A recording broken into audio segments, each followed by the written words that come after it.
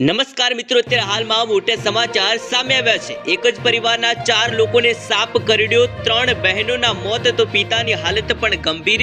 જી હા મિત્રો, વિગતવાર વાત કરતા પહેલા ચેનલ પર પહેલી વખત આવ્યો હોય તો જરૂરથી સબસ્ક્રાઇબ કરી લેજો અને વિડીયોને લાઈક કરવાનું ભૂલતા નહીં। ઓડિશાના બૌદ્ધમાં એક ચોંકાવનારો કિસ્સો સામે આવ્યો છે। એક જ પરિવારના 4 લોકોને સાપે ડંખ માર્યો હતો।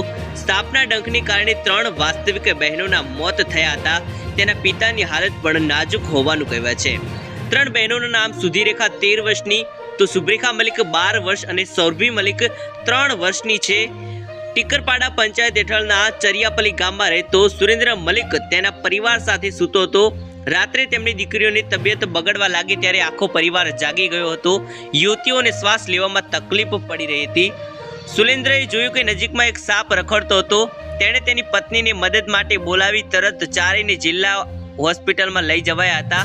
હોસ્પિટલમાં 3 યુવતીઓને મૃત જાહેર કરવામાં આવી હતી, જ્યારે સુરેન્દ્રએ બૌદ્ધ જિલ્લા હોસ્પિટલમાંથી વિમસર મેડિકલ કોલેજ બુરલામાં રિફર કરવામાં આવ્યા છે। મળતી માહિતી મુજબ સુરેન્દ્રની હાલત પણ અત્યારે હાલમાં નાજુક માનવામાં આવી રહી છે।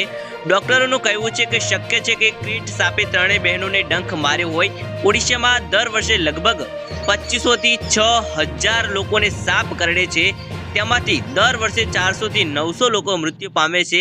2023-24માં સાપ કરડવાથી ઓછામાં ઓછા 1011 લોકોના મોત થયા હતા। તો આ વર્ષે પણ સાપ કરડવાથી 240 લોકોએ જીવ ગુમાવ્યો છે। ઓડિશા સરકાર સાપ કરડવાથી મૃત્યુ પામેલા લોકોના પરિવારને 4 લાખ રૂપિયાની સહાયની રકમ પણ આપે છે। ત્યારે મિત્રો, અત્યારે હાલમાં ઓડિશાથી આ મોટી દુઃખદ ખબર સામે આવી છે। વધુ સમાચારો માટે ચેનલ સાથે જોડાયેલા રહેજો।